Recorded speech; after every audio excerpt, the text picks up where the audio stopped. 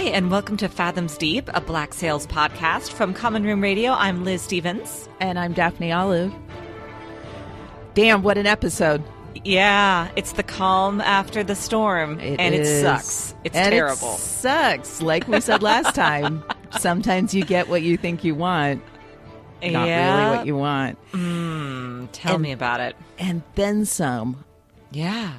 Right? Oh my God, they all look, This is when Luke Arnold lost so much weight, and oh my God, he lost so much weight. So much weight. Like, it almost threw me out of it a little bit because I found myself worrying for him. Right. Well, so I think that's appropriate. What have you done? I think that's really, that's okay. Yeah, you're not supposed to be worrying for Luke Arnold. Right. You're supposed to be worried for the crew. For Silver. Yeah. Yes. Yeah. And I certainly was. They all looked awful.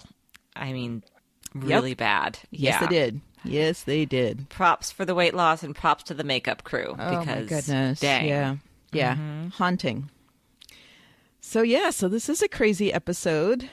Yeah, there's a lot going on. There's so much more going on than just that ship. Than just becalmed. Yeah, they really, when I started watching this one again this week, I just started thinking, damn, season 3. Like, they really upped the ante, right? In season 1, we're aware that, we've talked about this, like things are a slow start and that's okay. And, part of me loves that because we're being introduced to so much stuff. Season 2, you think so much is happening in every episode. Right. And then you get to season 3 and it's just like so dense. Right. Every single episode has so much going on in it at the same time. It's really pretty amazing. Yeah, it's an astonishing episode. It's such great work. Are we ready to jump into it? I feel like overwhelmed. Like I just watched this episode and I feel tired. You know what I mean? I do. I exactly know what you mean. Wow. Yeah. It's really quite exhausting and amazing.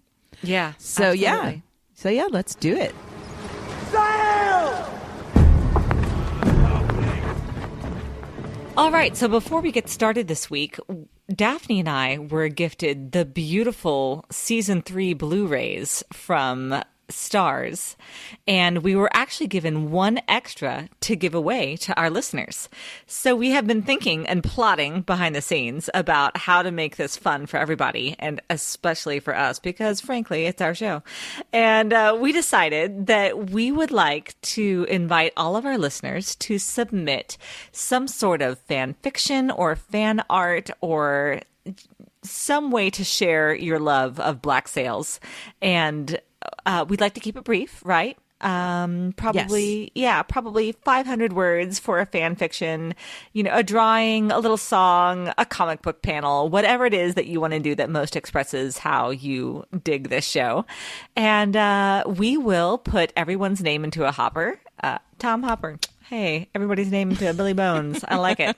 Anyway, and then we'll draw from the hat and somebody will get that season 3 Blu-ray of Black Sails. So what you should do is email us whatever it is you're making. If you do a fan fiction and you feel like reading it to us, we would especially love that.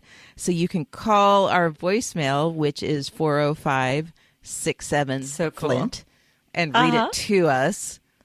We'll especially love you for that.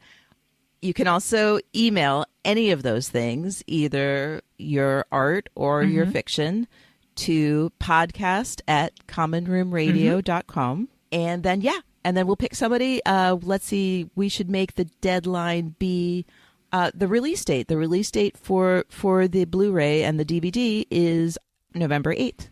So on November 8th, we will draw our name and we'll let you know if you've won. And we'll get it in the mail to you as soon as possible. Absolutely. And then we have the other announcement, which is Hamel Sales. Hamel Sales starts tomorrow when this podcast drops. So collect your lyrics from Hamilton and your Black Sails images or GIFs and combine them and tweet them at us and use the hashtag Hamel Sales, because then we'll see them. We are not going to make spoiler restrictions, but I will probably just retweet them if they don't spoil certain things at the end of season 3. You know what we're talking about if you've watched it all. So maybe avoid that one topic.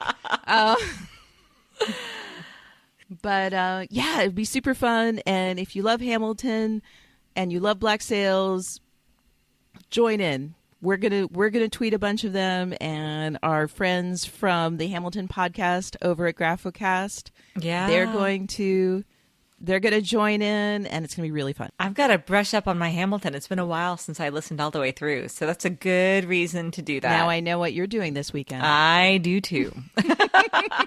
All right, so we have pretty much exactly the same parts that we did last time. We have Eleanor and Woodes Rogers. And they're still on their way to Nassau. And that beautiful fleet of ships. I know. Really gorgeous. I'm always The Willing Mind. I still really like that one. Also, the HMS Milford, which I don't like as much, but it's okay. It's quite all right. Somebody made an HMS Milford joke for They you. did. Oh, no, I don't remember who did, but one of our listeners did on Twitter. It was awesome. It was excellent. Yep, I appreciated it. So then in Nassau, we also have the same players. We have Max and Anne, and then we have our three men in their little power struggle, shifting sandedness with Jack and Vane and Teach. And then we have our poor walrus crew out there starving. Yeah, and also with the three in their power struggle with That's Billy true. and Flint and Silver. That is true. And the sands shift. Well, I don't know if sand is appropriate because they're out in the water, but whatever. The dynamic shifts quite a bit in this episode. Absolutely. All right. You ready to start talking about our characters? Prepare to board. Aye. I thought we would start with Eleanor and Rogers again. I would like to start by saying this is the most I have ever liked Eleanor. She's very poised, very competent. She is... I love when Woodes Rogers said, "Since when are you the one asking questions?" or whatever it was. And she absolutely did take command of that situation. She did. Just because she had the most knowledge. She had the most knowledge in the room. She was the most competent person at that time. And she was asking intelligent questions, too. She really kind of unearthed the true reason why he was in such a hurry. And it was pretty clear that he had not necessarily meant to be forthcoming with that information for her. But if they're going to be on a team, she needs the information. Well, that's what I felt like, that this episode is where they started to become a team. Like he started, I mean, he knew she was valuable or he wouldn't have brought her along. But I feel like this episode is where he starts to realize really how much she has going. Yes. She really did. Like that she saw through everything he was trying to do. He was trying to like just have her help him with this address. And she was just like, got down to the meat of his motivation and other people's motivation and what was really going on so quickly. Yeah. Yeah. Go Eleanor. Yeah, go Eleanor indeed. That's exactly what I found myself thinking. Right? It was interesting, too, because the way they had styled her hair, actually, she looks younger than she has ever looked. Did you think so? With the hair, yes. I kept thinking about that. Like with the hair just kind of pulled back, but down in the back. It was very much a little girl hairstyle. Right. And it's interesting to see her, in the corset. So she seems costumed. She seems standing on pretense, I suppose, because she isn't ladylike, and here she is. So it's so odd to see her looking so not herself, but behaving very much in the way that we would expect and hope for Eleanor in this situation. Yeah, I know. It is really, really interesting. And maybe, I don't know, maybe she needed to be thrown off. Maybe she needed to be this desperate. I mean, she's always she's always been smart. I mean, that's we never doubted that she was savvy and she was good at stuff. But it's neat to see her through his eyes. Yes, because we keep seeing this kind of light bulb go off. He has these moments where he's like, "Damn, wow." Yeah. And I wonder if that's just one of those things that happens when you are kind of more of like a myth than you are a person. And then people meet you and they realize how the myth got started, because it is in a way inherent to your personality. Like the myth of Captain Flint is, he created it, yes, but also it's because of the things that he has done and the way that he carries himself and the way that he speaks with his crew. And I think with Eleanor, it's much the same. Yeah, no, absolutely. I also think there might be an element of him having underestimated her. To be underestimated is an incredible gift. Have we it still is. not gotten to that line? God, that's a good line. No, sweetie, that's going to be the end of the season. I know. It's like at the very... Well, it is an incredible gift. That's all I'm saying. I know. All the people who are watching their first watch, they're like, what is it with these two and the word underestimated? Right? It's important, okay? Yeah. I just feel like he just kept having these moments where she would so subtly outsmart him. Like, she wasn't being showy about it. She wasn't. Like, that's why I liked it, I think. Because a lot of the herself. times she is being showy. That's what we talked about with her very first introduction, why we disliked her so much. Exactly. But now we see just strict competence. Yeah. Right. And it's impressive. And she's right. She understands that she's the underdog here. She's not.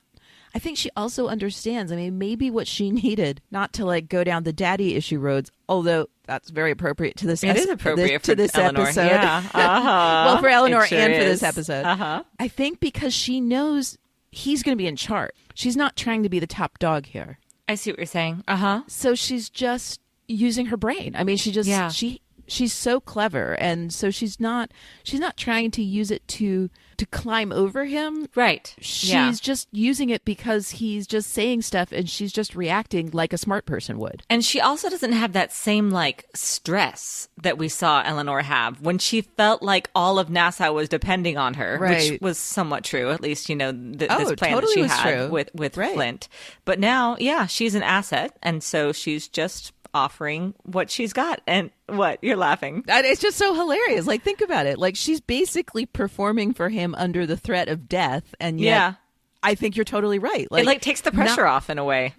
Right. She's not responsible. Like, even if you take away her plan with Flint and her attempt to do that, she was literally responsible for the workings of the island. I mean, the situation that Max is now in, she was in that. And so maybe you're right. Maybe just being a person who's dealing with a not ideal situation, but she gets to just be her own self dealing with it and not responsible for all these other people. Yeah.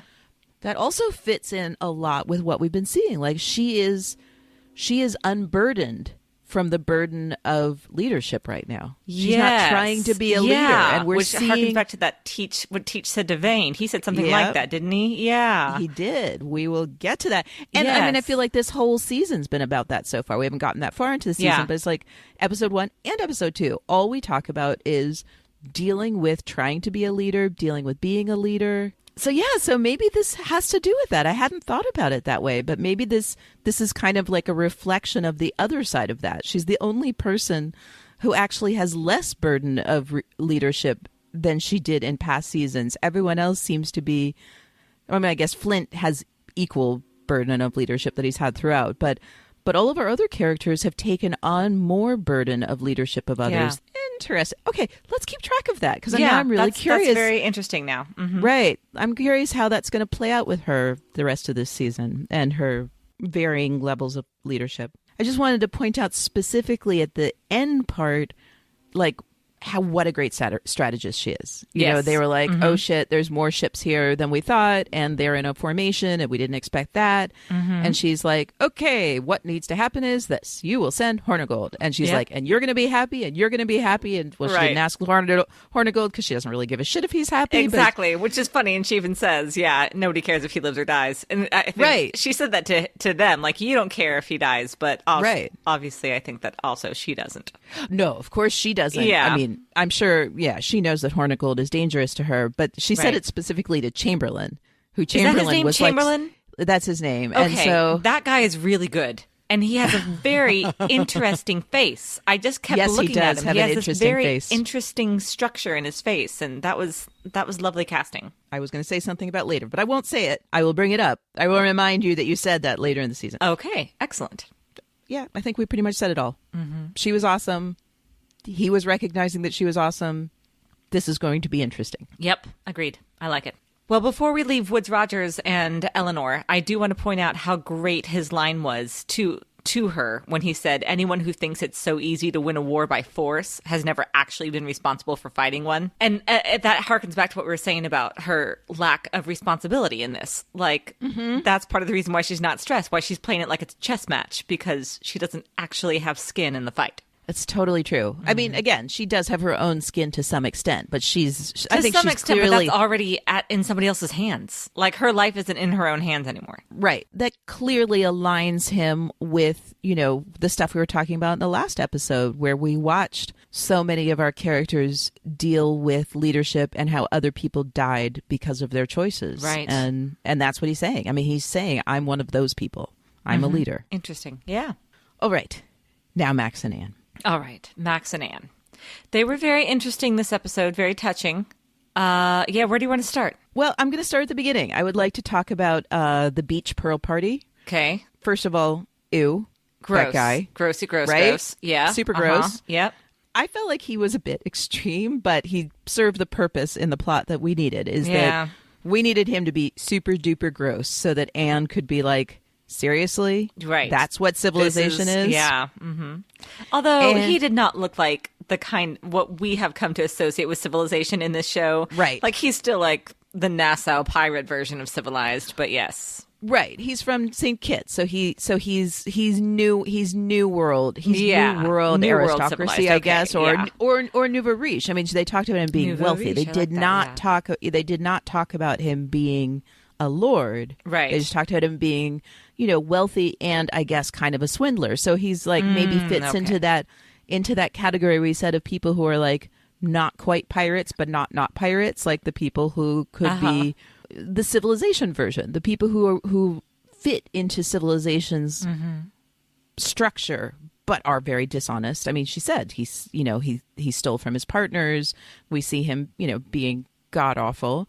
Yeah. And so we understand Anne when she's like, if that's a respected person in this world, why on earth would I ever want to be part of it? Yeah. Mm-hmm.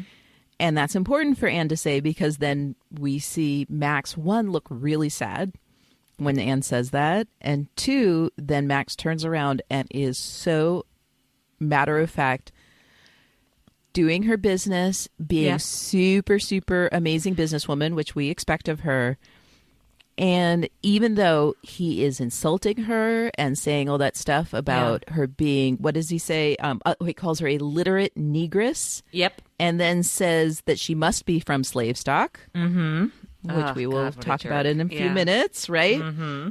And then he says that it's one thing to dress for her to dress like a civilized woman, but to act like one, that's really amazing. Mm-hmm. And Anne's like, I want to fight him. Yes. Yeah. And Max is like, don't you dare. Stabby, stabby, stab. Yeah. Yeah. No stabby, stabby for you today. That is really important for the conversation they're about to have in the cave, where we finally find out Max's backstory. And oh my God, this backstory. Like, so it's really lovely. Isn't it? It's so haunting and sad and visual. Yeah. It's interesting because she tells that story, but you see it. Mm-hmm. Totally see it. So heartbreaking. And then you totally understand her. Like when she explains to Anne, I mean, everything about this scene just tears me apart every time. Mm-hmm. So how she talks about peeking into the window and she says her father, my father. Mm-hmm. Yeah, this one's hard for me. Oh. And then the way she talks to Anne about it, I love this terminology she uses, that she says beyond choice. Yeah. Yeah. And so she compares it to Anne's sexuality. She says, you didn't choose me. There was something inside of you beyond choice that brought you to me.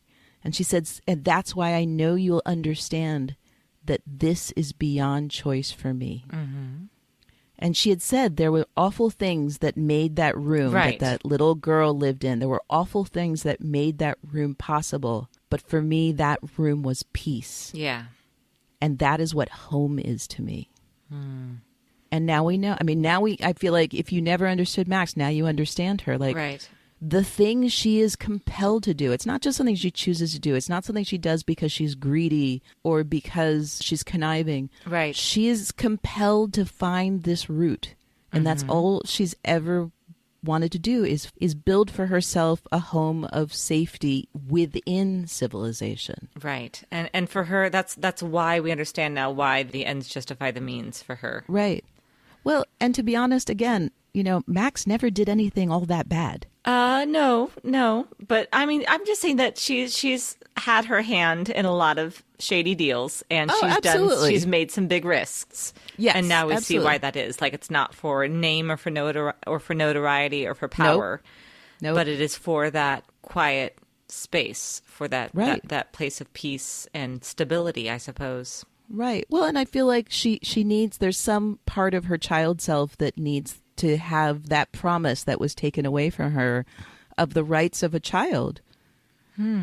She needs to re-fulfill that. Like, she should. It's an unjust world where one of a man's children is in the room and having Yes. all of that security and food and comfort, and his other child has to sneak away from slave quarters to peek in on that. Yes. Yeah. And, so for me, it just really works as like, this is something she has always needed. This is something that's built into her essence. And I just thought that comparison was really compelling, and Anne buys it as well. I mean, it was just like, maybe this is why she got Anne so much, like, because this idea of needing to find a road to the thing that you never were able to experience, that was Right. really always a part of you. That this is something that Max understands, like, down to her core. And it's hard for her. I mean, you can see how sad she is, how sad both of them are. Yeah. But they both get it. Like, Max must find a way to create this for herself within the world of civilization. And she's willing to deal with men like that man on the beach, Right. in order to do with it. She has the strength to deal with those men. And Anne can't. Anne cannot do Right. this. Like, Anne is a pirate. Anne must, as a pirate, is essentially the opposite of civilization. I was She gonna has say, to be yeah. she has to be true to the right and the wrong and the not compromising. Right. So she values most her freedom and her freedom and then her autonomy. And for Max, I suppose it's more the security and the autonomy. Right. And those two can't necessarily peacefully coexist. I mean, right now they're doing all right in Nassau, but I think Max is right. It was always going to be short term with her Right. and Anne. Their roads were always going to diverge They were always going to diverge because they just want different things. Yeah. well, they are different things. Yeah. Is that Max is a person who will compromise with civilization. Yes. Anne is a person who can't compromise with civilization. Yeah. And again, this problem, this issue that's going to make them separate is not because of them.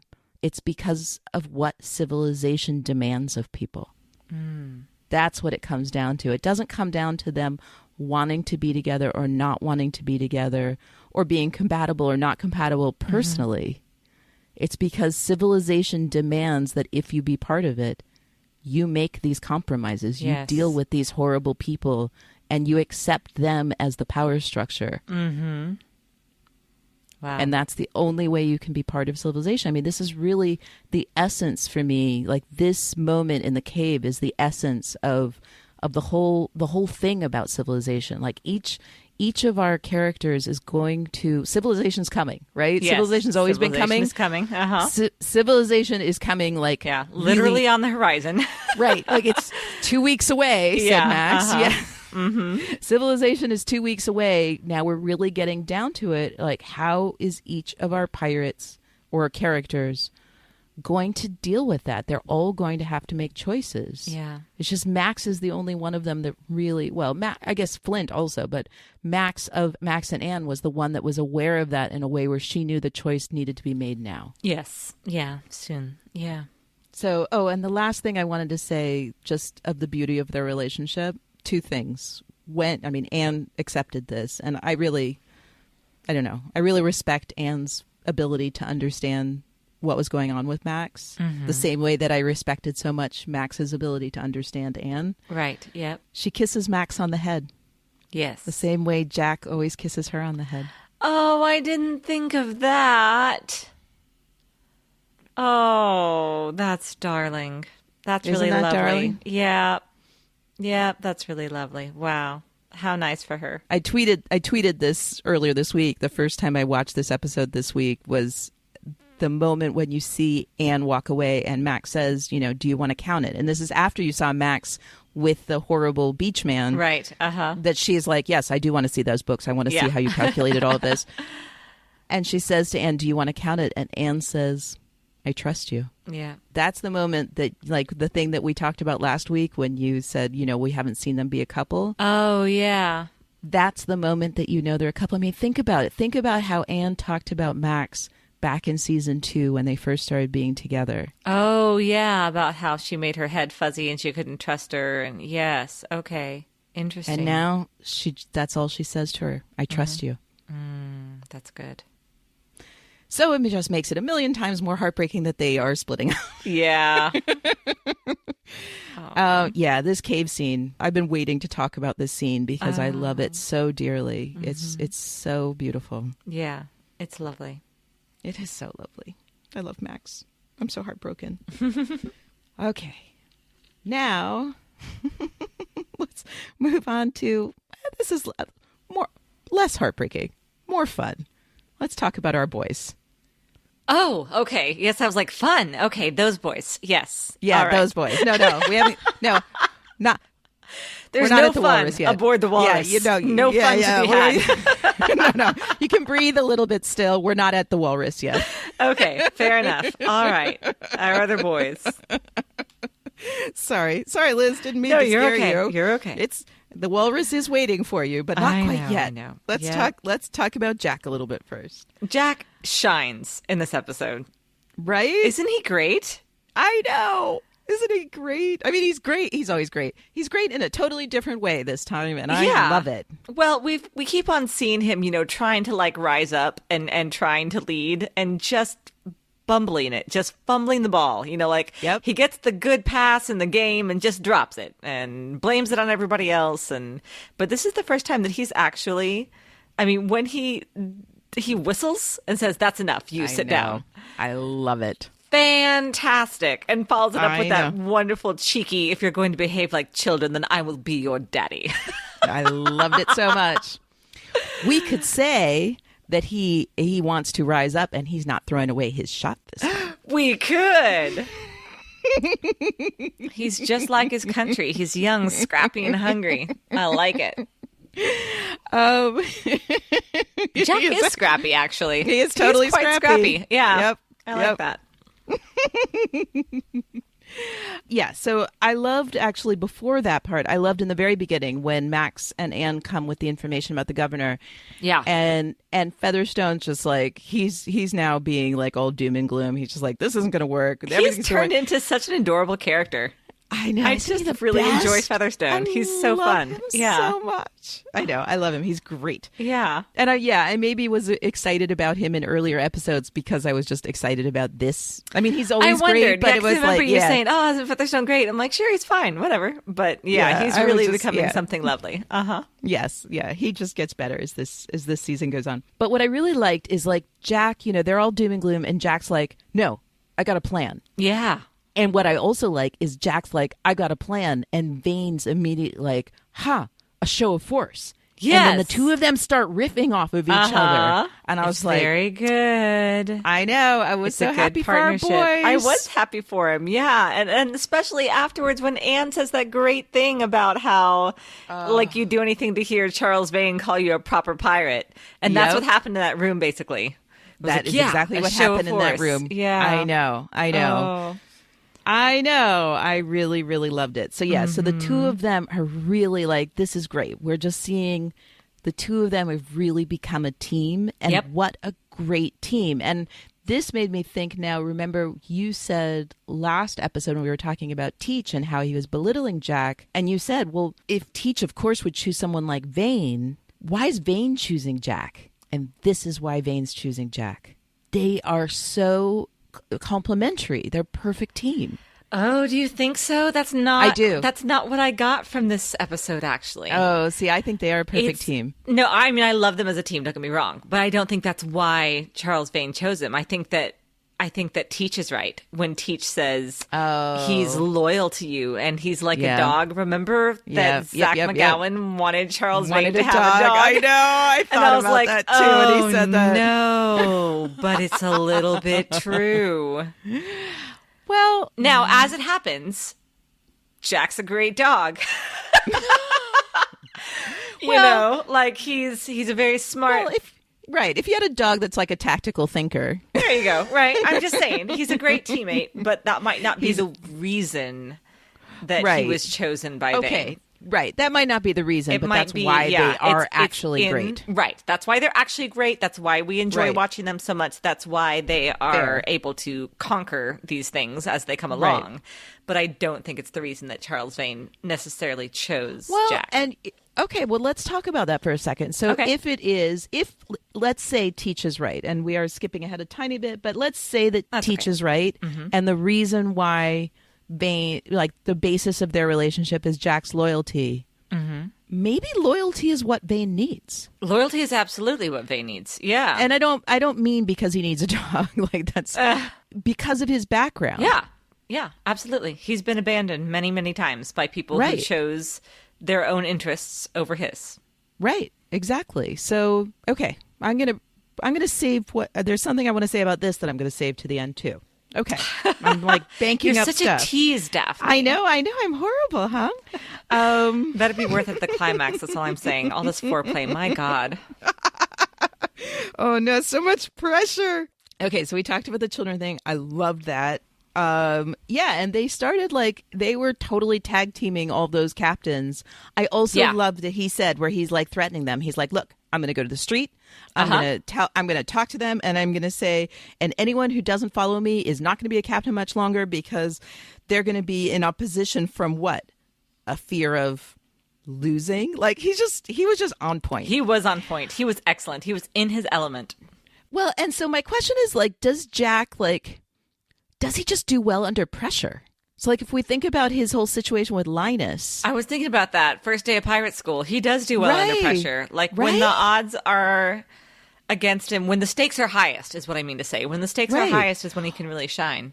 Well, and maybe it's because he no longer has kind of the space to be his self who like worries about the design of a banner. When he has to be practical. Uh-huh. Like suddenly he's like all of that brain activity. Yeah. I mean, I am a designer, so I'm not going to say that like designing things is a waste of brain activity, but Right. it's just, like for a pirate captain, perhaps it's not the best use of his smarts.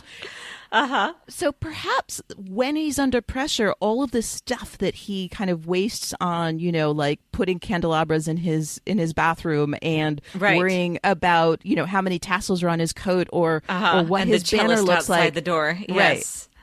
Hey, yeah, it's always good to have a cellist outside your bathroom. I'm just saying that he was considering notes for her. So, Right. yes, he is using his energies elsewhere. So perhaps when he's under pressure, he like shuts all of that noise out. And Yeah. then his actual tactical brilliance. Oh God, I just did another Hamilton quote by accident. Hamel sails. Perhaps that's when everything gets focused, he suddenly becomes the great tactician he should have been. I like that a lot. Yep. Okay, so yeah, they're doing great, and then Teach just comes and ruins it all with his whole Literally, Flint is when dead. Teach walked through the door, my notes here on my phone say, fuck. Blackbeard. I get him. This was yeah. completely orchestrated, and yeah. he did it beautifully. Uh-huh. Every bit of his presentation of Flint is dead and the Yep. alternative, masterful. Yeah. Yeah. This is where they all learned pirate theater, I think. Yeah, Right? for real. Yeah. For real. He was the teacher. Yep. Yep. Okay, so then we have our little Vane and Teach little conference in another room. Which Note is- that Vane walks in with his two hands on his two swords again. Oh, he's still I didn't know that.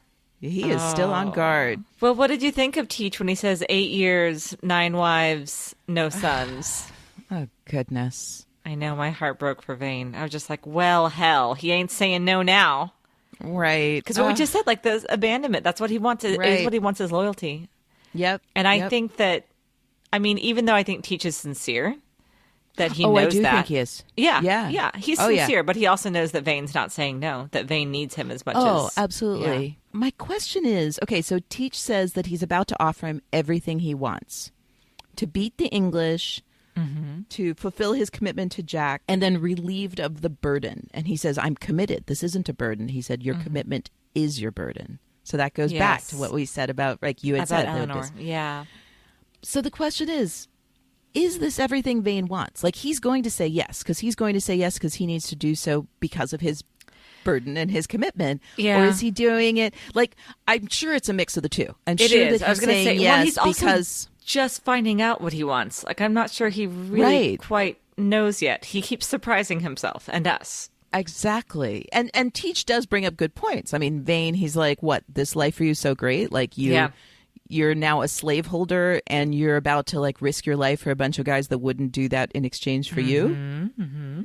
It's really interesting. I don't have an answer to this. I'm just not sure if I think this is like the offer of a lifetime or not, or what I think, how much. Again, I don't think it's one or the other. But the question is, how much does Vane think this is a good offer, and how much of it's something that he's being compelled to do? Interesting. Well, and I wonder how much of his own loyalty compels him also. Yep. I think there's just a lot going on in that pot. Like, there's just, it's really interesting. And again, this will also, Charles Vane. Oh, Chaz. Oh, Chaz. So I just wanted to bring up, you already talked about the little Jack and Anne exchange about where he says that it bothers him and he seems surprised. And then I love this, that Anne says that tons of men do stupid shit to hear Charles Vane call them a proper pirate. And then she says, you're the only one who actually made a career of it. Oh. And so I just wanted to say, perhaps Jack Rackham was the original professional pirate groupie. I think Toby Schmitz might have a thing or two to say about that.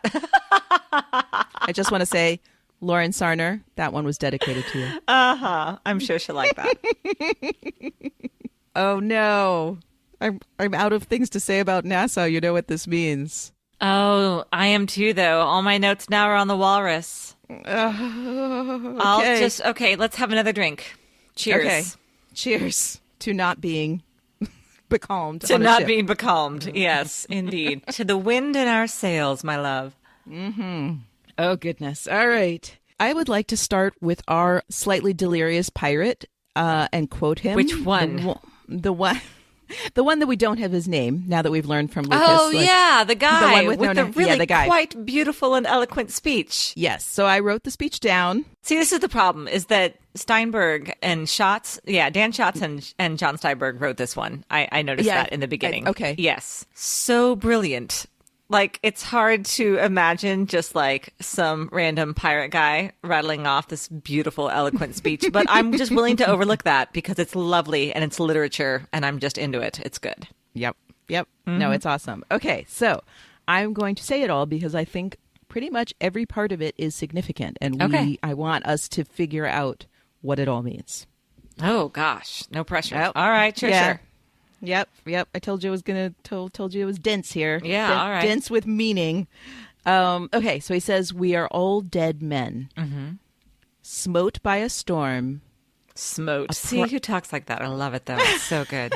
Pirates do, Liz. Pirates talk like that. Pirates who conjure storms from their minds and make it your reality. Okay, so he says then, speaking of conjuring, a product of his rage. And then he continues, we're consigned to this place, no longer worthy even of the good Lord's anger. We must endure his indifference. And then he says, we are all dead men. So my first question is, a product of whose rage? And we can just let that sit and we'll continue to discuss. All right. So I want you to think about that because he says he does talk about the good Lord in the second part. Yeah. But in the beginning, he just says, smote by a storm, a product of his rage. See, and I thought that's what he was saying, is that the storm was a product of the rage of Captain Flint. I thought it was the same idea that Flint had, or that Silver says later. All right. Well, that is one interpretation, but it's really fascinating that they left that unclear. Mm-hmm. Okay, let's go on to the next part, and I'm going to call back to this. All right. So now we get to the section that I call Billy and Two Madmen. Billy is really actually keeping his head quite well through this whole ordeal. Yeah, we do get a lot of Billy. I mean, you can just see on his face, I just kept writing. Somebody says something, Billy, what the fuck? Yeah, that's what his face was saying all the time. So Flint wants to lower the men's rations. Billy agrees. So Billy does agree, yeah. He is siding with Flint in the beginning. Mm-hmm. Silver's not so happy. He threatens to challenge Flint. Yeah. He's just worried about his men. Like, this is it. This is the proof that Silver is he is all about his crew. All of a sudden, turned on a dime. Yep. Yeah. Well, I mean, it turned on a dime a few episodes ago. A dime. Right. Yeah. That was actually gradual and surprising to him, but it was something that was creeping up on him. Yes. Yeah, I think that's right. Flint totally gets that. I mean, his argument is basically like, you try to challenge me, I'm going to tell the crew about how this is really your fault because of Hallandale's ship. Mm-hmm. Which shouldn't work. That shouldn't work as an argument, but it's so obvious, like Silver just cares so much that he just seems really stunned by that. And I think stunned by his own guilt. He feels responsible. Silver's still not yet good at feeling responsible for other people's deaths. Mm-hmm. So then when Silver leaves in a huff, because he's really, when Flint, it's because Flint says that not only are they going to cut back on rations, but some men will just not get any none food. At all. Yeah. Yeah. Mm-hmm. It's harsh. It is harsh. Yeah, it's the hard calls. Those hard calls that the people in leadership have to make. Yep. So then when he leaves, Flint talks to Billy and he says, we need to keep an eye on him. Yeah. And so Flint, I mean, I just felt like this was a moment where Flint's like, yes, that is true. Silver could fly off the handle and it would be very dangerous for the crew if suddenly the crew doesn't feel like they have strong leadership. Yes. I mean, I felt like it was also a bit of divide and conquer. He's played these two against each other in the past, and I think he's definitely doing that here too. I agree. Yeah, definitely. And then Billy says, look, he's concerned, and Flint's like, yeah, he thinks I'm crazy. And Billy's like, are you? Yeah. I really, again, just love Billy. I can't wait to see. I've heard that there's a lot of growth for Billy Bones in season 4, and I can't wait. I just love him. I know. Yeah. I know. It's exciting. It is very exciting. Guy. Yes. It's exciting. It's also scary because, again. Oh, I'm sure it goes bad. Yeah. Right. We know. I don't know if he's going to go bad, but he's not going to have an easy road. It goes badly for him. We know what he's like in the beginning of Treasure Island. Yeah. I love him. I just want to protect him. Yes. Mm-hmm. And I can't because, it was 300 years ago and they're pirates. Also fictional, but yes. Oh, yeah, that. And fictional.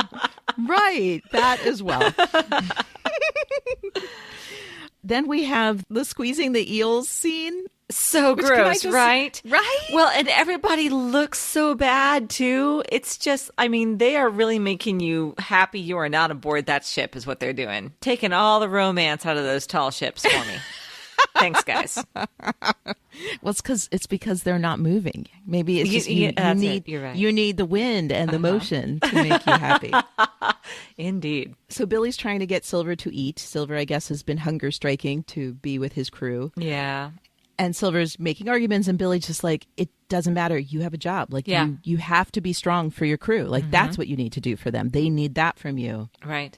And then Silver goes down crazy town. He starts He gets going a little nutso, right? It's very interesting. I like it. Okay, so it's really interesting. We could blame this on the lack of food if he hadn't said stuff like this in the past. Yeah. No, I agree with what he says when he says, I'm clear-headed, Billy. I see him.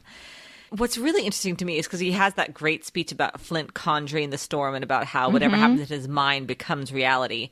When he earlier, and I think it was still in season 1, but I'm not sure, but when he said that I don't believe that was season 2 in Flint the way that you do. And now you're like, yeah, you do, bud. Yeah, you do. Now he's like some deity. It's a different kind of believe in, but it's the same idea of giving him this mythical power Yep. But he had already done that. Like, so in season 2, when Billy reemerged, that's when he said to him, I don't believe in him. But then remember when he was talking to Max at the end of season 2, he says that he felt like Flint reached across the ocean. Yes, with the gold. So That's right.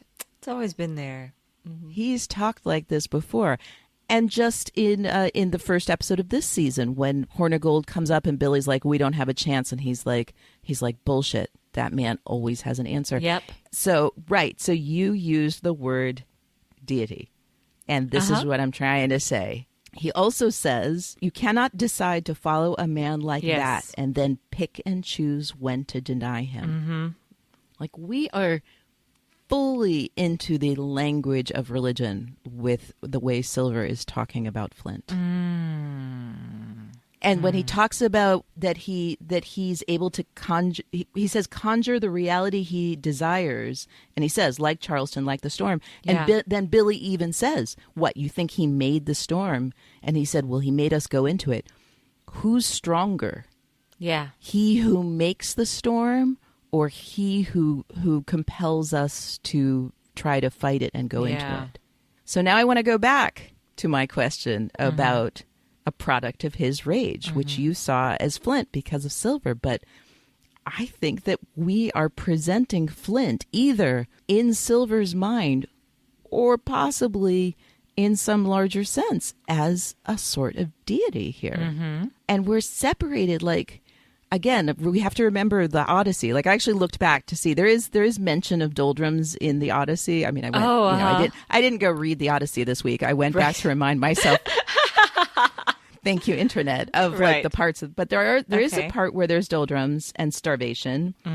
It's almost like, the storm blew them into some other world. Yeah. Like they are really separated from the world as we've known it. Like a purgatory? I don't know what to call it, or if we're going to do Greek mythology, like, any mythology, like they're in some sort of like semi-magical state. They're not 100% in our world. Yeah. Interesting. Which starvation will also, on a very kind of physiological level, starvation will do that to you. And starvation is a way that people in many religions use to reach kind of mystical states. Fasting. That's right. So I just feel like it's really interesting, especially like at the very end when after the whole shark thing, like when they're all lying, they're all eating finally, and the way that Silver gazes at Flint, and there's something a little kind of rapturous about it.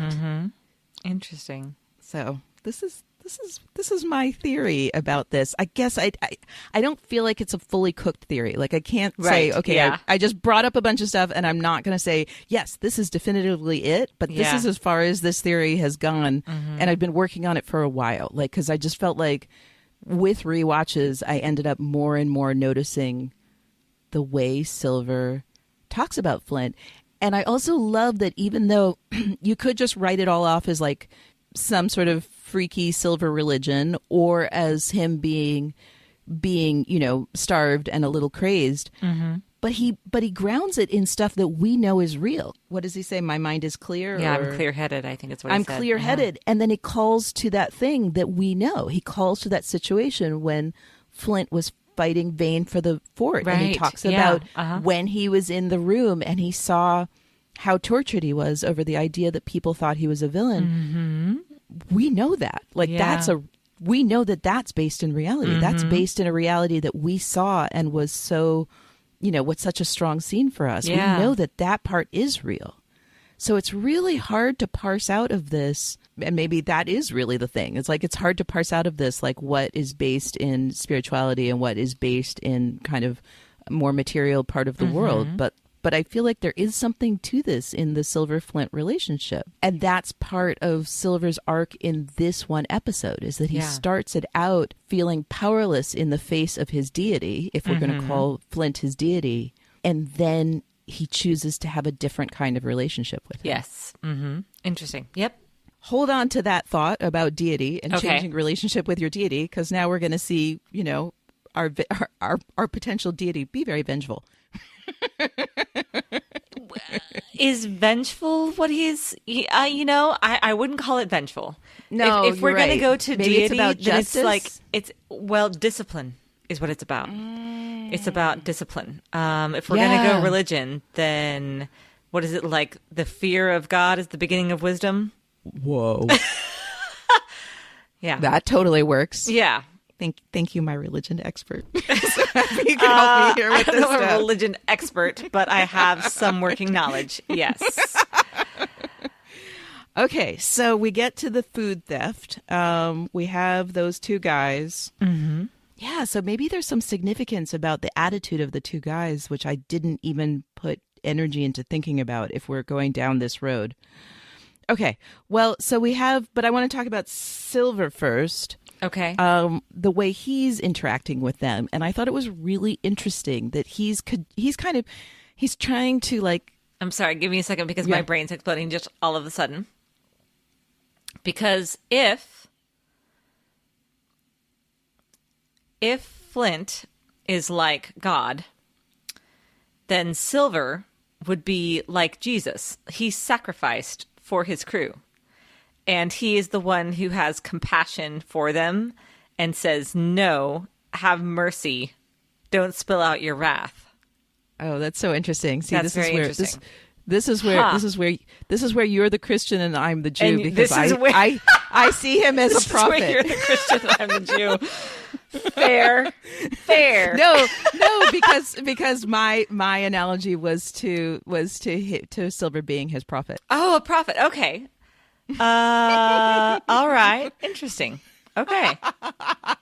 We'll just have to see how those two things can play out. I'm actually really liking yours, so let's just see how this all plays out.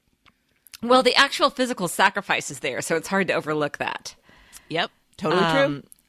I would put Billy in the role of prophet, probably. Oh, right? I like that too. Yes. Yeah, I think Billy has the role of prophet if we're going down this direction. I love it. Our listeners are just going to listen to us like totally just. Oh my gosh, this makes Miranda the Holy Spirit of the Trinity. This is amazing. I'm having so much fun. I am geeking out right now. Wow. I love it. I love it. Okay. This is a super right. great. Yeah, no, I like this. Yeah. I like it too. I am completely adopting your interpretation. That's fascinating. Let's see how this plays out, because I'm going to bring up a bunch of stuff Okay, so let's continue to go through the segments of the Walrus Crew part of this episode, and you tell me what fits and doesn't fit with that. 'Cause sure. That's all sounding really cool. It is sounding cool. Okay. And all right. I hope our listeners are enjoying this as much as we are. I hope it's not just 2 glasses of wine and us being complete nerds. We'll find out. We're just being nerds on so many levels right now. Right? It's shocking. It's shocking. Yeah. Okay, so we have, but the thing I wanted to point out here on a pirate level is that Silver's trying to get them to confess. Uh-huh. And he uses the words, as your quartermaster and as your friend. And I just wanted to say, this is exactly what Featherstone said last episode when he was when he was trying to convince the guy not to take the second sack of 500 pieces. Oh, interesting. Huh. Isn't that interesting? And I just thought this was... Yeah, but I suppose that's pretty much the line that a quartermaster uses all the time. Like that's what they have to remind people of all the time. Like, it's true. I am both somewhat in authority, your ally, but your ally and in authority because I am your friend. Like if I was not your friend first. That's very interesting. Okay. So I just thought that was an interesting way, just, also to show the difference between the way he looks at this situation and the way Flint looks at this situation. I mean, okay, Flint, perhaps not being 100% parallel to other captains at this very moment. Right. Yeah. That was interesting. And then, Flint comes. I mean, this scene is just heart-wrenching. It is really, really hard to watch. Yes. Yeah. Well, I love how much time he takes loading the gun before he shoots the second guy. I know. And just how powerless everyone feels. Like, Billy's the only person who says something. Billy actually says, after the first one, he says, Captain. Yeah. And then he tries to get Silver. And again, this is showing us, like, Silver is paralyzed. He can't do anything. Yes. he should be doing something. He should be at least trying. I mean, Billy at least tried. Right.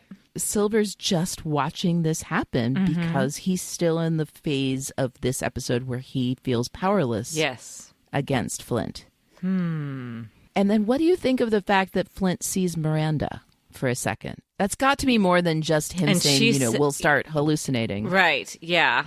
And so we see her say, "Forgive me," but are we to understand that that's something that pirate said, but he saw it from her mouth, or is it actually her saying "forgive me" in his mind?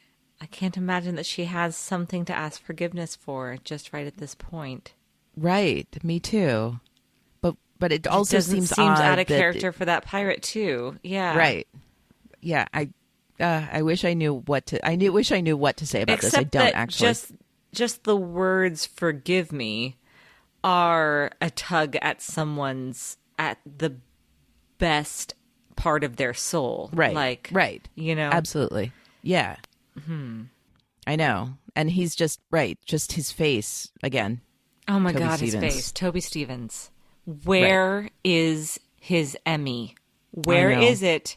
Who has it? I will straight up Anne Bonnie them to give him the Emmy he deserves. I know. It's incredible. Jiminy I mean, that's shit. I really like, that little expletive. I don't know why. Jiminy shit. It just feels good. Try it. No, I'm not going to say that. Fair enough. That's just not my kind of swear word. Okay, that's fine. If he's ever done this, he does it a million times more right here, where he manages to be so vulnerable and so terrifying at the same time. Vulnerable and strong. You're right. You are so horrified by him, and you also just want to make him feel better. Yes. But he's being horrible, and you're terrified of him. It's incredible. So he shoots, and then what he says to Silver when he's walking away, he says, "If you're not strong enough to do what must be done, then I will do it for you." Horrifying. Yep. It is horrifying. Now I wish I could figure out where that fits into our whole little religious road, but whatever. Where what? But then we're just what he said. So if Silver is Jesus, we don't have. Well, I'm interested now. But yes, this is very Old Testament, New Testament. Old Testament God was all discipline, wrath, judgment, and then before I don't know if my Jewish self can let that stand. I'm okay. Well, I'm all right. That's fair. Not all, but I'm just saying that. Right. But it is true. No, keep going, because it is true. This show is deliberately drawing from culture. Yes. Yeah. And I think all of religious mythos. Yeah. They're kind of playing. I feel like they're they're making mythos goulash here. That's what I feel like. Yeah, I was going with a buffet of religion, a little of this, a little of that. No. Some of the dim sum dumplings over here, and also baklava. Right. Yes. Yes, they're definitely throwing everything into the soup or the goulash or whatever, the stew. Which is great. It makes for a great story. Yeah. All right. So Flint breaks our hearts while being horrible, and then he goes into his cabin. Okay. Again, this is just remarkable work. This is what people do when they fall apart. Extraordinary work. Yes. That's what we watch. Well, and you know what I'm thinking while this is happening is, don't cry, Flint. You need that water. Crying will dehydrate you. Don't do this. You can't do this right now, buddy. God. Did you notice there was no music? Yep. That was an excellent, excellent choice. There is just the most visceral sobbing. Yep. And the creaking of the ship. Yep. And and that when his hand grabs the wall. Yep. I mean, it's just... Then we have that scene where he's half hidden behind the table. Yep. And you just see... Gosh. Yep. He seems so small. He collapsed. He did collapse. He literally collapsed. Yep. Oh, Flint, I love you so much. Why? Yep. Why? You're Why? so wrong. I know. You're so broken. I know. Oh, I know. This is I mean, it's beautiful. This is beautiful. This is what this show does, is Yep. it shows us this broken man, and we love him so much. So why do you think this was the moment that he broke down? Maybe this act, this shooting of the second guy. Because Yeah. like the first guy was like, he kind of was like the guy you would think would shoot, but shooting the second guy, he went over a line. I mean, he went over, Yeah. we know that for Billy, he went over a line. Yep. Like, this is the moment when Billy, who had said, in season 2, when he came back, I won't turn my back on you again. Mm-hmm. People read that a lot of different ways, but Billy has been strategically loyal to Flint until this moment. It might just be that he had been holding himself together and that was just his breaking point. Yeah. But just still, your question stands, like, why this moment? Yeah. So it must be that. It must be. Yeah, I mean, I think it's the moment that he realized just how, we talked before about with Miranda's death, he became completely untethered. Mm-hmm. And I think it's the moment when he realized how much he had just lost himself. Yep. Right. I mean, because that's what I think every time I look at it. I think about that thing. I think about James McGraw watching himself do that. Yes. Yep. Right. It's the antithesis of what James McGraw wanted for the world. Yeah. Oh. And he has. I mean, again, it's the loneliness. It's the everything that we've said about him. I just feel like everything we've talked about with Flint has come to a head now because of the pressure of this situation of everyone starving. He's alone. When he took back his ship, he was still alone. He's always alone. He's always isolated. He is always alone. God. And to be that strong and have to be strong and have Silver, I mean, again, it's not like he's been particularly nice to Silver lately, but, Right. But to have Silver fighting him and, especially like Silver, it's like Silver until recently, like I think Flint could always say, well, I'm doing bad things, but I'm good, and I've got Silver, Right. So at least I'm better than him. Right. Mm-hmm. So it might be really hard for him now to see Silver being so caring and so beloved of the crew. I mean, Silver's That's true. Flint was never beloved of the crew. No, never. Respected, And yes. Useful to them, yes. Right. Mm-hmm. Silver is experiencing the opposite right now of people casting him as the villain. He is the crew had decided he was good before he actually was being good. That is true. It is, very interesting. But But now he's actually being it. I mean, he is. But again, like Flint just said, you can't just be the good guy. Somebody in the leadership needs. So it's like maybe the pressure is kind of doubly on Flint now, because he needs to be strong for Silver as well. Like he's just so isolated right now. Yeah. Well, and I think too there's guilt also for having led them into the storm, and Yep.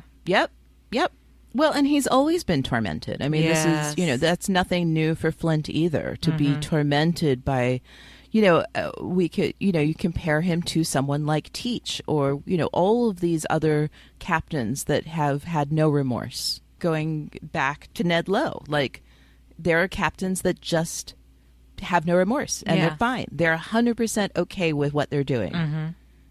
And Flint was never that guy. Flint was not that guy. Yeah. No, but he does it. He does all the hard stuff. He does all the crazy shit, but he's never been okay with it. So then we have at night, Billy talks to Silver. And again, now we're going to go back to this whole thing about Silver and Flint. He basically gives him an ultimatum. He's basically like, you need to figure out how to be the person who has Flint's ear. Yes. Because you want to save the crew and I want to save the crew. But if he tries to pull something like this again, I will do something. Yeah. Well, and I think this is when we see Silver's legitimate fear. Like he goes back to looking out for number one. When he says both of those people ended up dead, like he looks. Oh, you're making out like that's some sort of like he's just terrified. That's No, not looking that's out for what I number mean. one. But it's just terrifying. Anyone would have that terror. Well, I just mean like at first of course, but I mean like he's been suddenly all about the crew and he'd sacrifice himself for the crew and no matter what for the crew. And now all of a sudden it's back to if I do what you're asking for the sake of the crew, because Billy is saying is for the sake of the crew, then yeah. Okay, then see, I see it slightly differently than you. Okay. I'm going to just frame it. Like, yes, you're right, but I'm going to frame it a little bit differently. Is that Silver had made the sacrifice of his leg, right? Mm-hmm. So he made already a huge sacrifice. What Billy's asking him to do is to take this sacrifice to such a great level, to the level of losing himself, which makes him not more selfish than the average person. He's actually asking him to reach a level of selflessness that we've not seen anyone else have. Yeah, but that's what I'm saying is like that's what I see Right. Silver bucking up against, and that's what I see him being so afraid of is losing that sense of self because he's such a self. I keep going back to Slytherin. Like he has always been looking out for his own self-interests, and I think he's afraid of losing that too much. Oh, I just see this with a slightly different angle. I just see like Billy's essentially asking him to lose himself to a point that has nothing to do with who he was and looking out for number one. He's asking him to lose himself in a way that no one would agree to. Oh, that's what I'm saying. Like that okay. Silver, because he does do this, when Silver does go down this road, he's now reached a level of self-sacrifice that we've not actually seen from anyone. Mm-hmm. Okay. So that's what I'm saying. I'm just like, I guess we're just seeing this as different places on the spectrum. Like, I feel like Silver's already completely lost any remnant of his self-serving impulses that he used to have. So I think he's already less self-serving than the average crew member right now.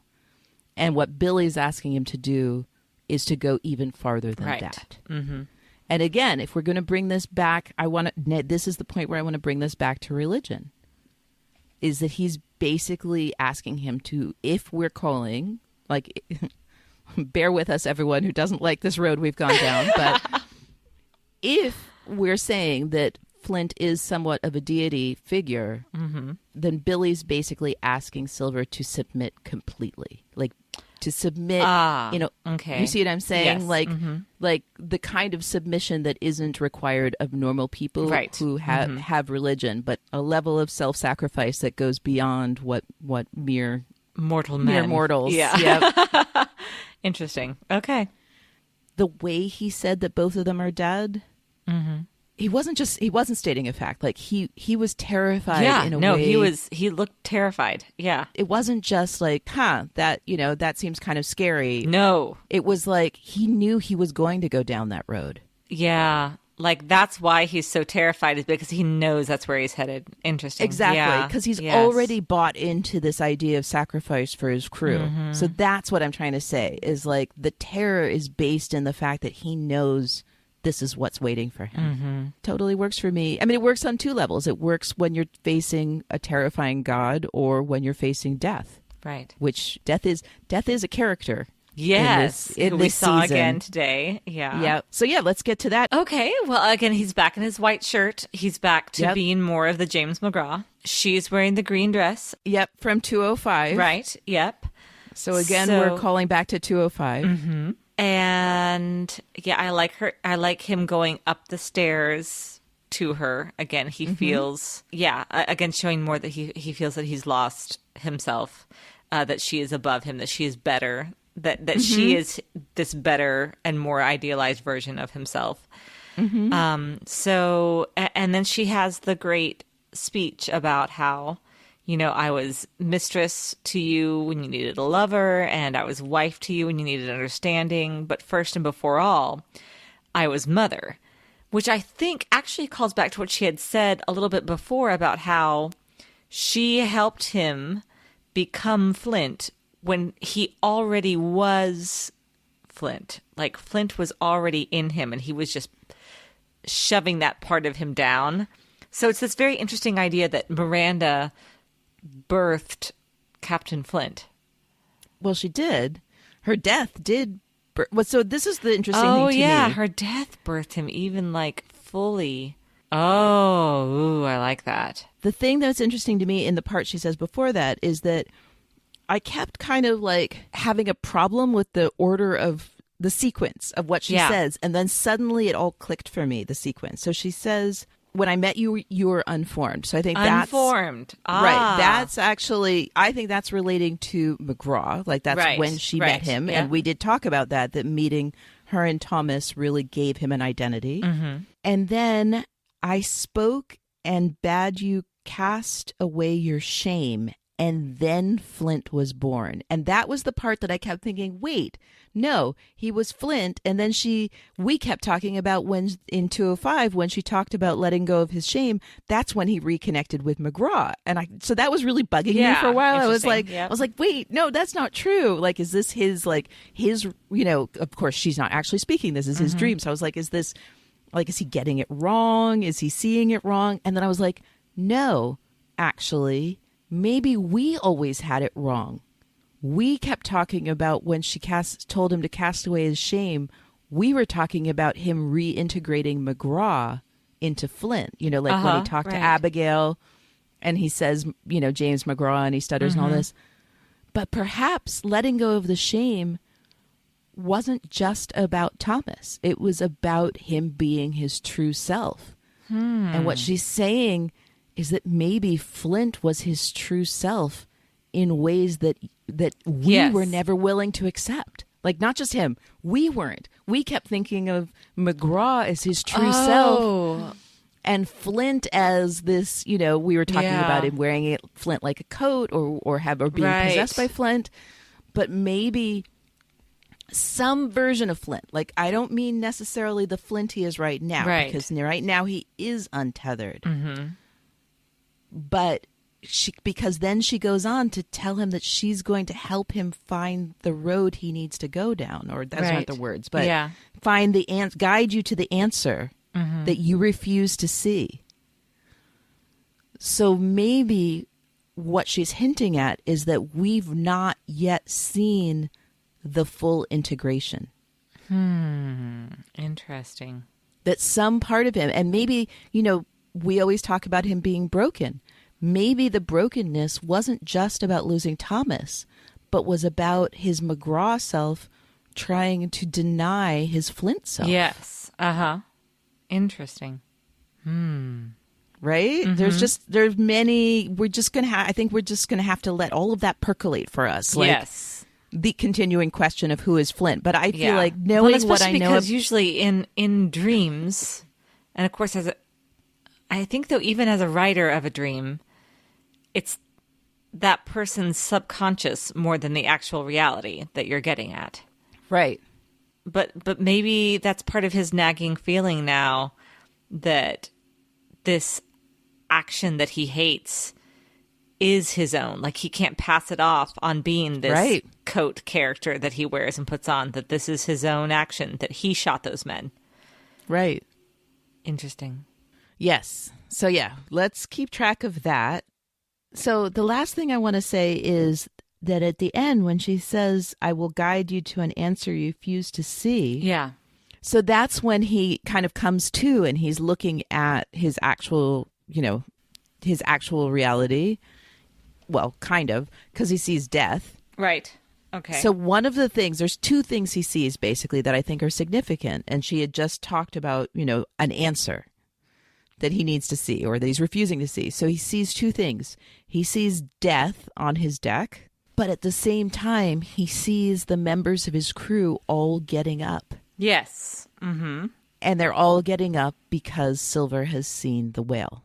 So I feel like, you don't know which one she's talking about. Like, could death be what's signifying the answer, or could hope be? Interesting. Yeah. Hope, potentially in the body of John Silver. Right. Interesting. Okay. So I just felt like they left that as an open-ended question. Like, Could it be death, or could it be some road that maybe Silver could be pointing him to? I like that a lot. Yeah. And then he's going to go on a little trip with Silver. Right. Which I love how Silver calls him out on that, because Flint said something about, like, who are you taking out there with you? And he's like, well, only two people on the ship have had full rations, so let's go, which was awesome. Yes, and I believe, after all of this, asking myself this question, I don't think Silver actually thinks that whale is edible. I mean, DeGroot makes it pretty clear, like, that if it's floating, it's been rotting for a long time. I think that Silver... I wish we knew how he came to this change, like how he went from the Terror to this plan that he had. But I think really his plan was to get Flint onto a boat with him. I don't know about that, only because, like, they could easily have talked in the captain's quarters, and That's it true. was a huge waste of energy. I mean, It was. They do not have Okay. a lot of energy. Rowing takes a That's lot true. of work. That's true. So, no, I think that he was just looking for any kind of answer. But his behavior had changed a lot. Yes. He was so decisive and totally sassy. Sassy Silver. I like it. Sassy Silver. Oh, no. Are we going to start saying that now? I would be okay with that, actually. Yeah, I love this scene so much. Okay. He starts with, I stole it from you. Right. Making himself Flint's equal, as Billy told him to do. Mm-hmm. So, yeah, I love what Silver says. He says basically, like, you called people weak and stupid, but don't for a second believe that I fit that description. Yeah. He's like, dude, we weren't deceived. Mm-hmm. You were deceived. And I was the one deceiving you. I love it. Yeah, it's really great. And then he says, you will account for me. It's just like, what happened? We went from terror to, like, pulling out that inner strength and just standing up to your captain or deity or whoever we want to see him as. But either way. And I still feel that we have to give those props to Billy, because Billy is the one who told him he had to do that. Yes. Which I like. Yeah. And yet we still have to totally give them to Silver because he's the one who's on that boat. It's true. He made it happen. Mm-hmm. Yes. Billy deserves some. And Billy's awesome. And still. Okay. It's not Billy on that boat. All right. Fair enough. Billy's had his moments alone with scary Flint on a boat, but not this boat. So the thing that I find so interesting here, so Flint's like, wait a minute, so you, like, planned all this and you did all this stuff, and Silver's like, yes. Flint, first he says, why are you telling me this? And Silver said, because either you're going to fight me or you will recognize that you and I would be better off as partners. Mm-hmm. I just want to compare this to every other time that Silver has talked about them being partners. Like, this is now about the crew. This is no longer about, like, mutual self-interest. This is no longer, like, strategic for Silver's self. You think? He's doing... Yep. Yes, I do. I don't know. I still think that he's really fearing for his life a lot. It's also I love for the crew. I love that you're seeing fearing for his life as some sort of version of selfishness. I think you're having a hard time letting go of old Silver. Yeah. Well, I mean, everyone on that crew fears for their life from Flint, and nobody's in that boat talking to him. Okay. Oh my God! Cut my man Silver a break. He's being so amazing. No, he is being amazing. I just don't know if he's doing it all for the crew. I mean, a lot of it I think is still... Well, and he's going to explain why. That's still not for the crew, though. When he explains why and says, without these men, I'm just an invalid, that's still for him. Okay.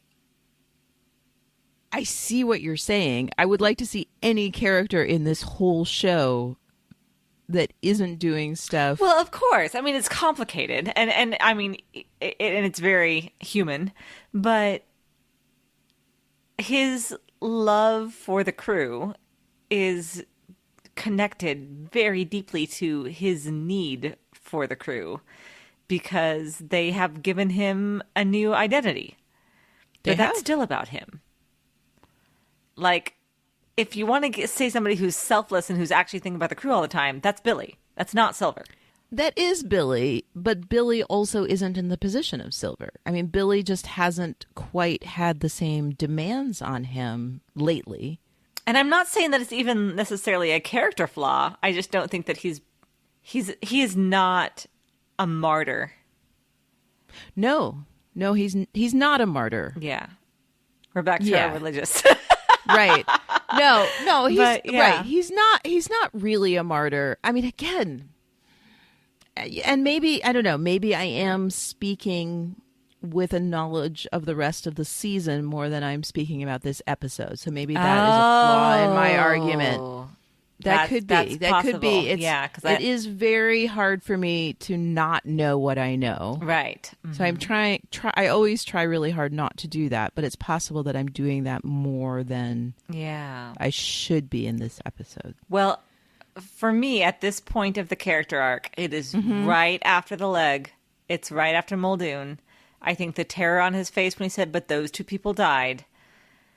I mean, I still think that he's looking out for Silver, and it's complicated by the fact that he needs these men so much. He also loves them, but he loves them because he needs them. But he also didn't eat for their sake. No, it's not that he didn't eat for their sake. He didn't eat because he felt guilty being the one who was eating. That's different. Billy was right when Billy was like, you're not actually helping them. You're making yourself feel better. Yeah. No, that's true. Okay. I'll give it to you. Okay. But regardless. You just said that like it was nothing. Okay, I'll give it to you. All right, moving on. That was huge. I just won. Am I that hard to defeat?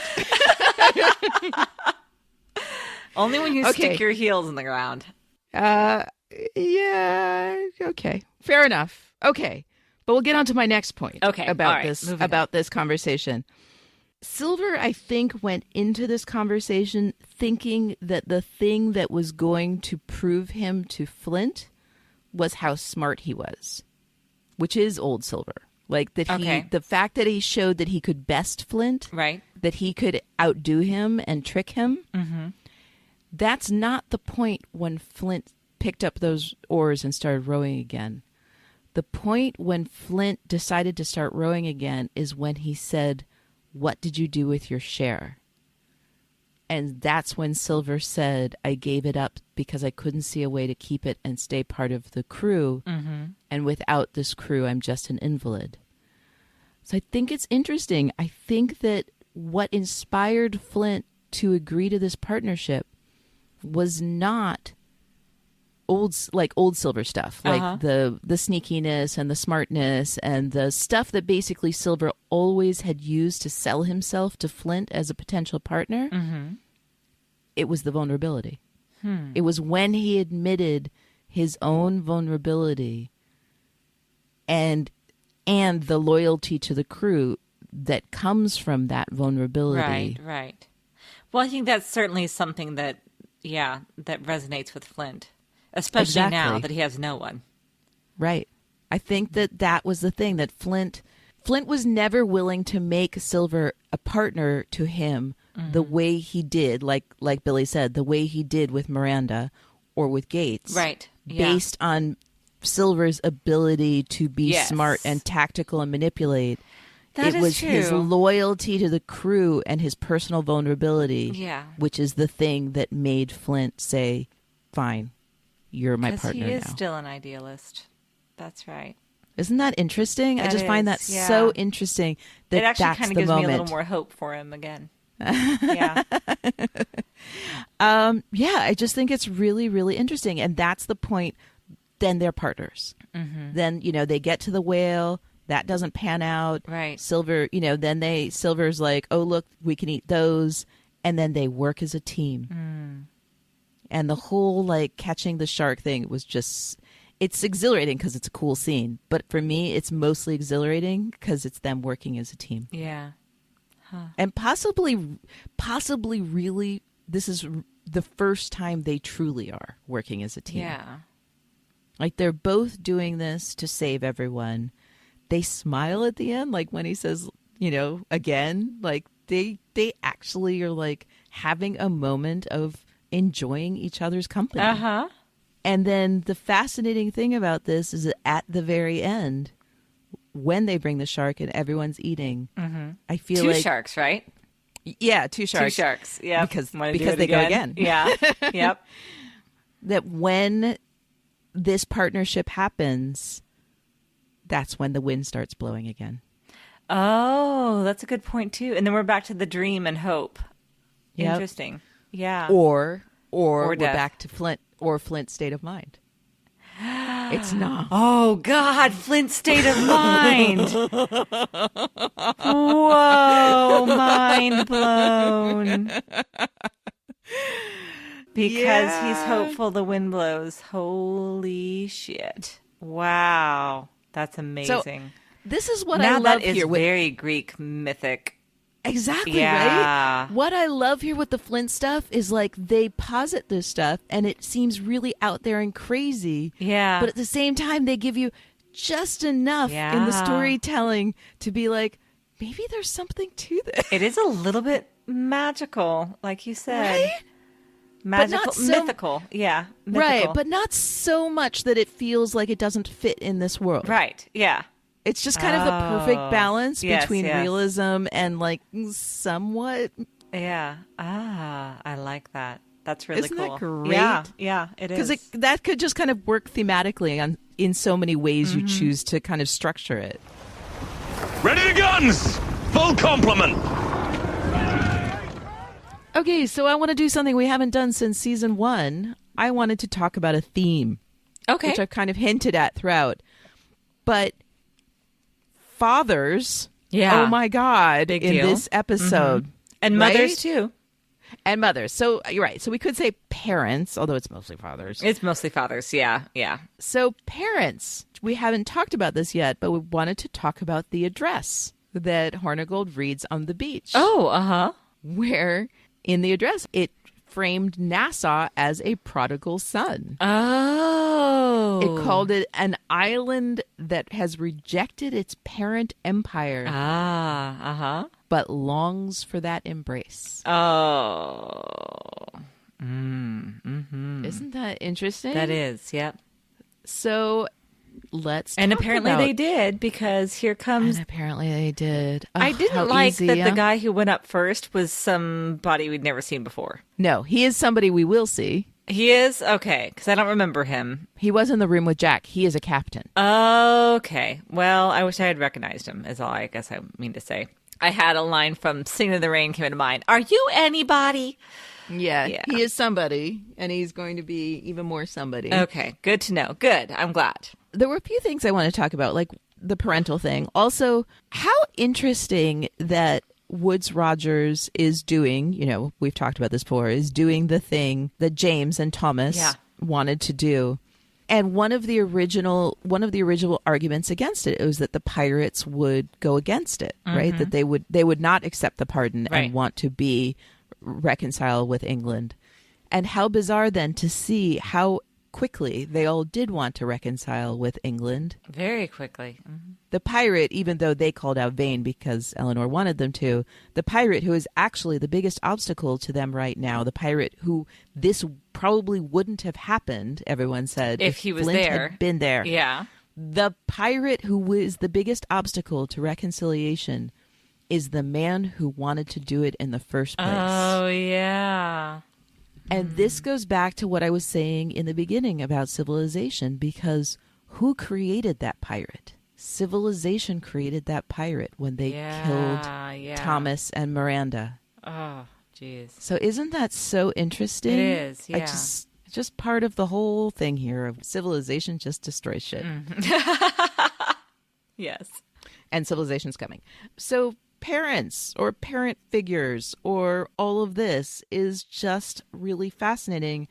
I don't know if I have like one unifying thing to say about it. Right. Just that it came up a lot. Yeah. It came up a lot. And parents, they're not getting a great representation here. Yeah. No, I would say that's true. Yeah. Overall, I mean, especially Max.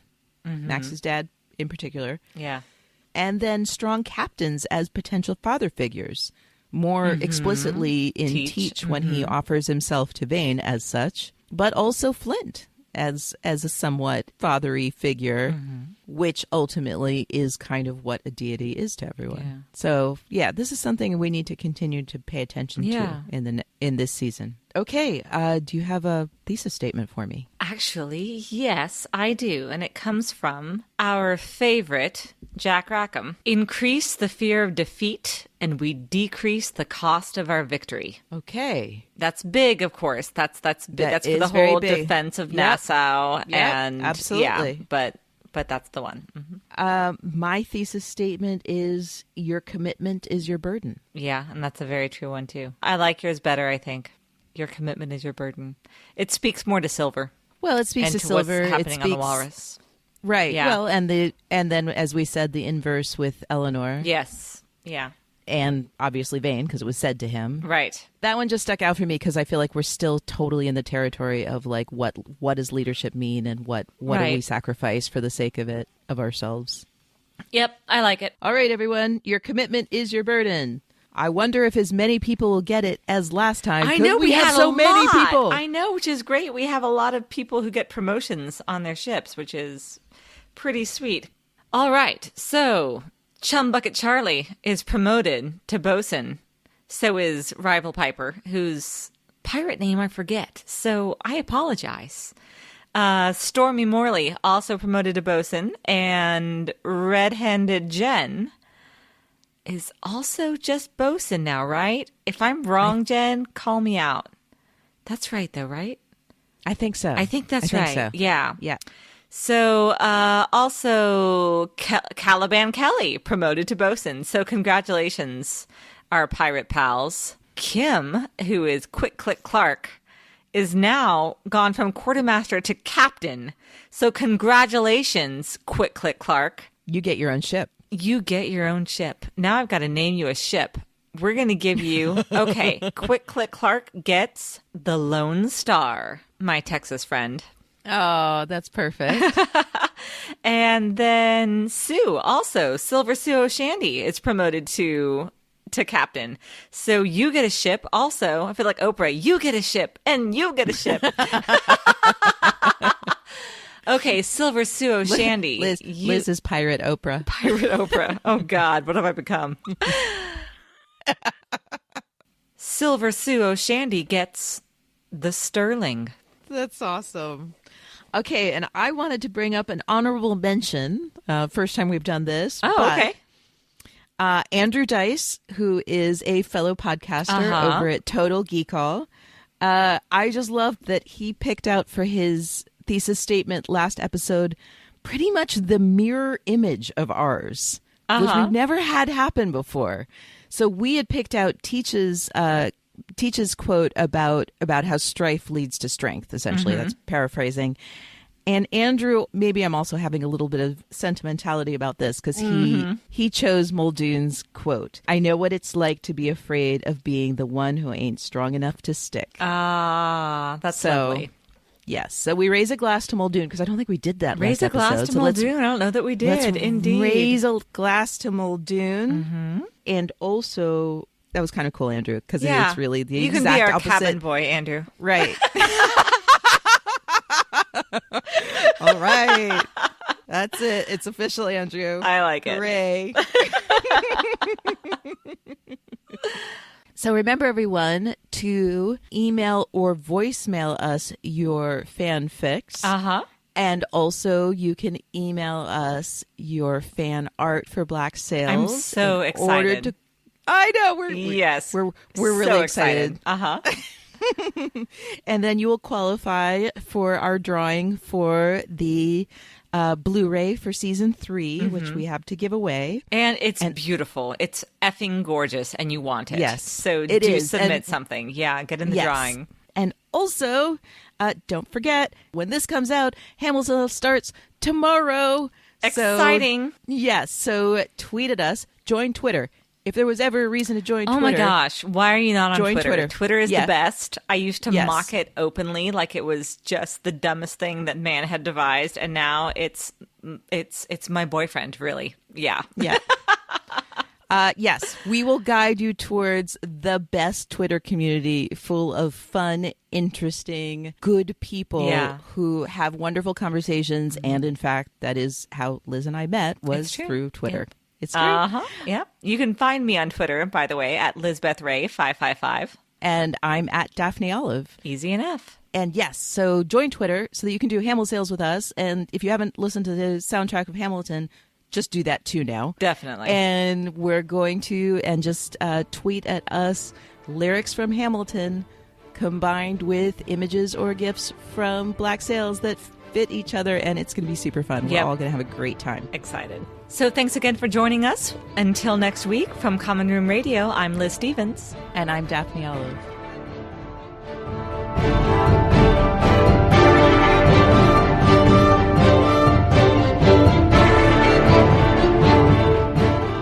Fathoms Deep is a Common Room Radio production. For more information and access to other programs, please visit us at commonroomradio.com. To show your support, pledges of as little as $1 a month can be made to patreon.com/commonroomradio. Join the conversation by using the hashtag FatHomsDeep and follow us on Twitter at Black Salescast. We ask that you keep your tweets respectful and positive, and please avoid spoilers. If you have more to say, we want to hear it in all its spoiler glory. Email us at podcast@commonroomradio.com with Fathoms Deep in the subject line. Thanks for listening.